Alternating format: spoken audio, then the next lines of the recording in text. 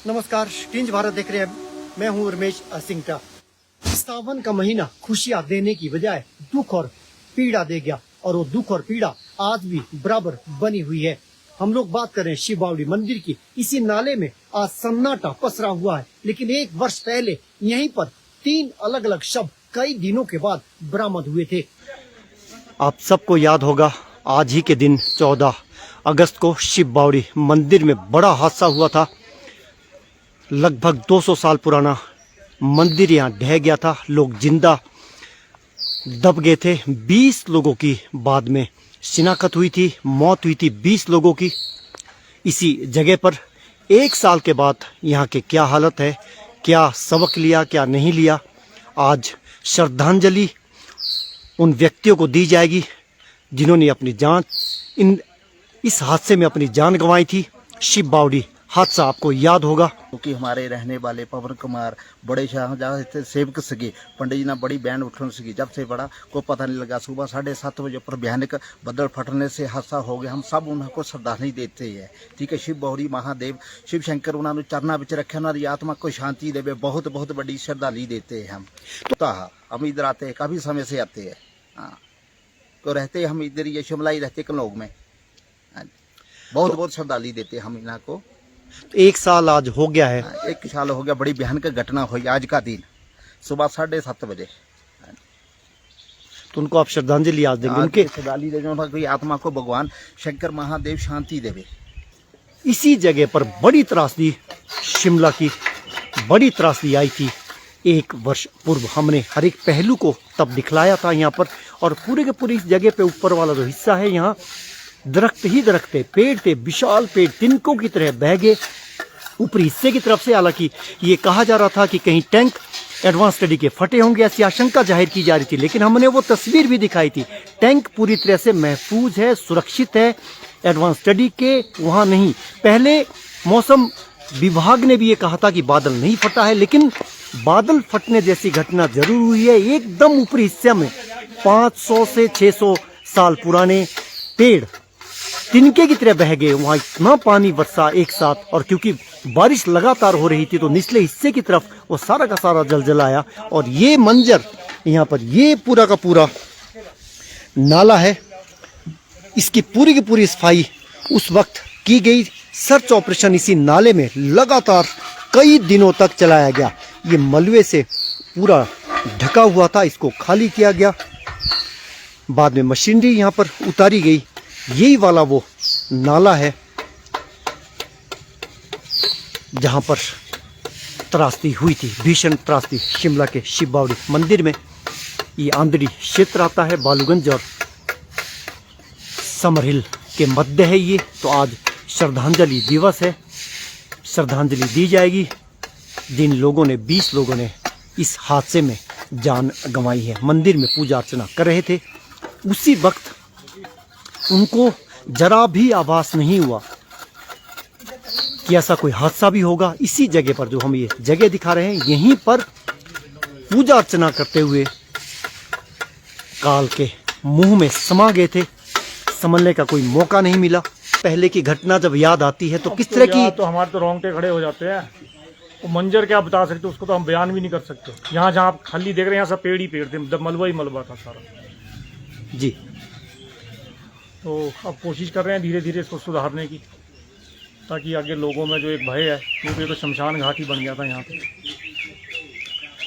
तो अब ये क्या मंदिर का पुनर्निर्माण हो रहा है, या थोड़ी कंस्ट्रक्शन वगैरह भी हो रही है? पुनर्निर्माण, ये तो मंदिर हमारा कार्य पहले से चल रहा था ये जी।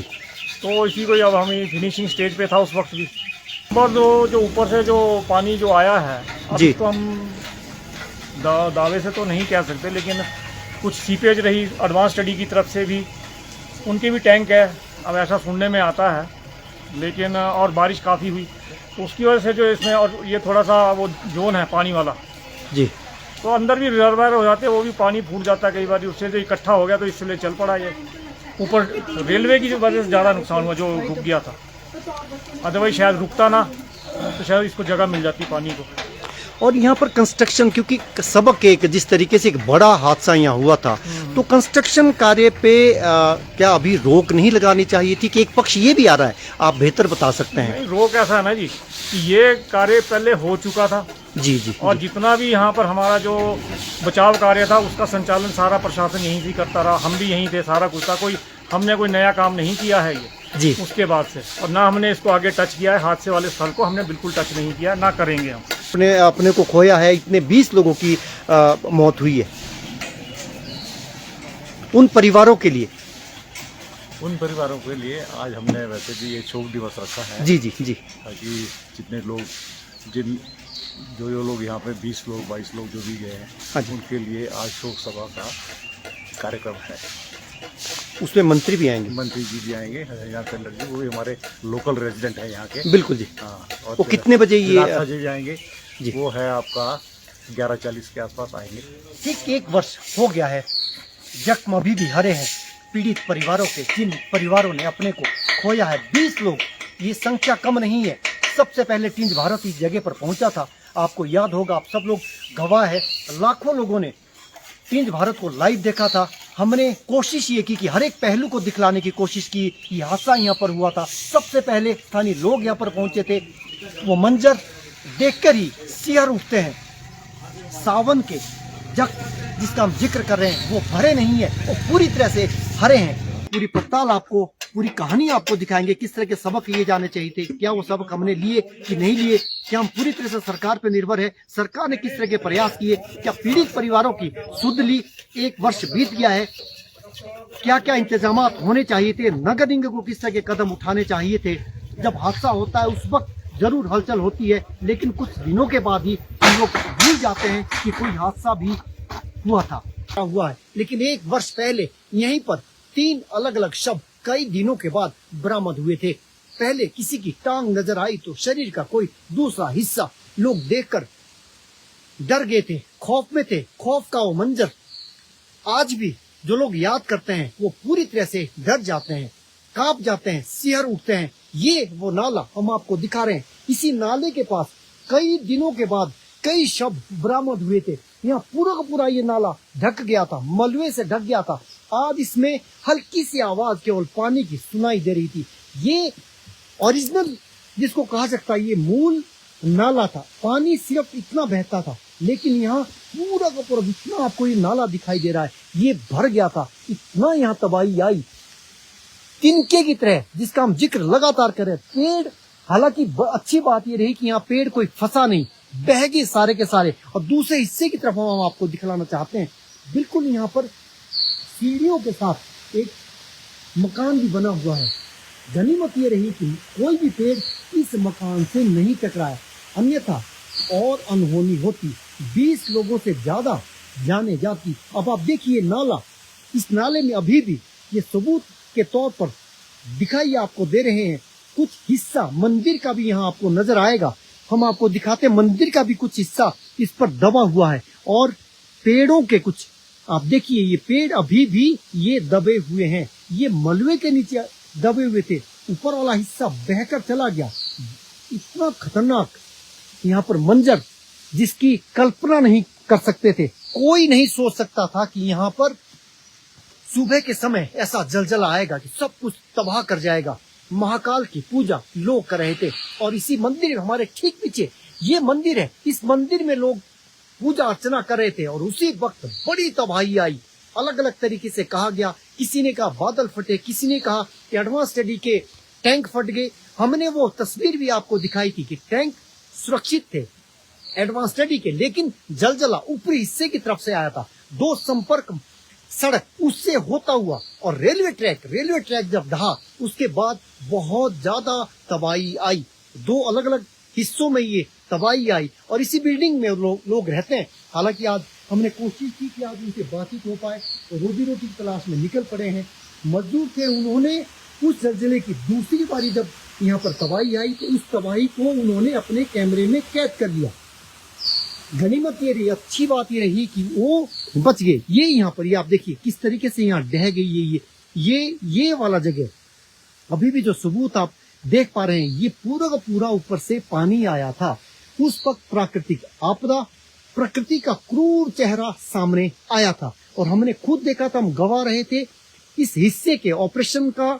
सर्च ऑपरेशन दिन रात यहाँ पर चलाया गया था। स्थानीय लोग, ये वाला जो हिस्सा आप देख रहे हैं, इसकी तस्वीरें भी हम आपको दिखाएंगे, पिछले साल की भी दिखाएंगे कि यहाँ स्थानीय लोग किस तरीके से यहाँ पर मशक्कत कर रहे थे, अपनों को ढूंढ रहे थे। मिट्टी के नीचे, मलबे के नीचे, पानी के नीचे दबे हुए लोग, उनको तलाशा जा रहा था। स्थानीय लोग अपना सारा काम काज, रोजी रोटी छोड़कर यहाँ पर एक ही कोशिश सबकी थी कि किसी तरीके से लापता लोगों के शव बरामद किए जाए। ये पूरा का पूरा नाला निचले हिस्से की तरफ कई किलोमीटर तक बहता है। कई किलोमीटर तक SDRF, NDRF, Himachal police, home guard, सब लोग, आपदा प्रबंधन से जुड़े प्रशासनिक अधिकारी, स्थानीय लोगों की बड़ी मदद, बड़ी भूमिका रही, बड़ी मदद रही।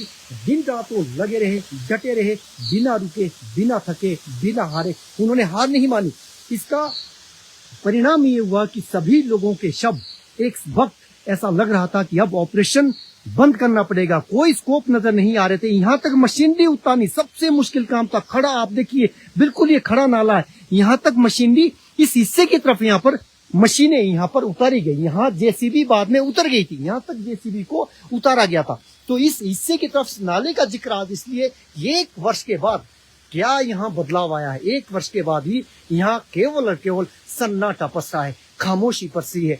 लोगों का दुख, जिन परिवारों ने अपनों को खोया है, उनका दुख समझ में आता है। आज भी उनका दुख वैसा ही है। 1 साल के बाद भी जो वो याद करते हैं कि किस तरीके से जब सुबह लोग मंदिर की तरफ निकले थे, तो कुछ समय के बाद खबर आई कि वो मंदिर ही बह गया है, ढह गया है, खत्म हो गया है, नष्ट हो गया है, क्षतिग्रस्त हो गया है। तो लोग खौफ में आ गए, डर गए। लेकिन सारे लोग मदद के लिए सबसे पहले सैकड़ों की तादाद में इस ऊपरी वाले हिस्से में, उस वक्त की तस्वीरें हम पूरी की पूरी तस्वीरें दिखाएंगे और वो जलजला भी दिखाएंगे। और कितने मिनट तक आया था, कैसे कैद हुआ था और कैसे वो जलजलाया था, उसको देखकर आपको समझ में आया होगा। जो लोग यहाँ नहीं थे, इस हिस्से में नहीं रहते थे, उनको भी समझ आ गया होगा कि प्राकृतिक आपदा कितनी क्रूर होती है। प्रकृति के क्रूर चेहरा उस वक्त सामने आया था।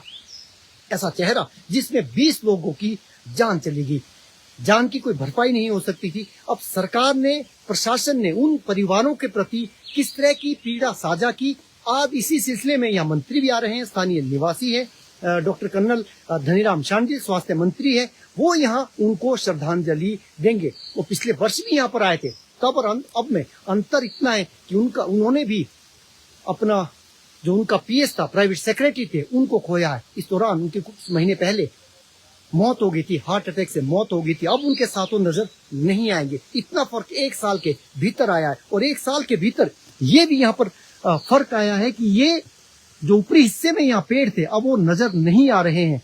1 साल में ये भी अंतर आया है कि जो ढांचा रेलवे का ढह गया था, वो दोबारा से निर्मित हो गया है। 1 साल के भीतर ये भी फर्क आया है कि जहां निर्माण कार्य बंद हो गया था, वो दोबारा निर्माण कार्य साथ वाले हिस्से में, जिस तरफ ये सराय थी, वहां निर्माण कार्य दोबारा शुरू हो गया है। एक फर्क ये भी नजर आ रहा है कि अब लोगों की आस्था, लोग मंदिर में जो हिस्सा बच गया था, कुछ उसका जीर्णोद्वार किया गया है, कुछ हिस्से का अब वहां पर भी दोबारा लोग आने शुरू हो गए हैं। सभी पहलुओं को 1 साल पहले और अब क्या फर्क आया है, वो पूरी कहानी हम आपको बता रहे हैं। हमारी प्रशासन से भी यही गुहार है कि जो भी कदम आपको उठाने चाहिए थे, तत्काल आपने उठाने, कुछ शॉर्ट टर्म उठाने चाहिए थे, कुछ लॉन्ग टर्म उठाने चाहिए। तो ये निरंतर एक प्रक्रिया है आपदा से लड़ने की, क्योंकि हिमाचल प्रदेश लगातार हर साल आपदा झेल रहा है। पिछले वर्ष तो लगभग 500 लोगों की मौत हो गई थी अलग अलग हिस्सों में, प्रदेश के हिस्सों में। लेकिन सबसे बड़ी त्रासदी शिमला में आई थी।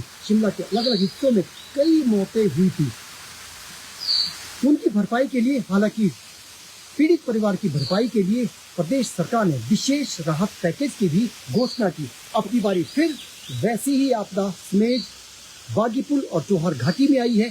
सरकार ये कह रही है कि वो आपदा से निपटने के प्रति पूरी तरह से संजीदा है। मुख्यमंत्री ने प्रभावित क्षेत्र का खुद दौरा किया है। सभी नेताओं ने, सत्ता पक्षों या विपक्ष के लोगों, सबने कोशिश की है कि प्रभावितों के साथ उनका दुख दर्द साझा किया जाए और इस संकट की इस घड़ी में सबको एक साथ मिलकर सामना करना होगा। 3 भारत देख रहे हैं आप। नमस्कार।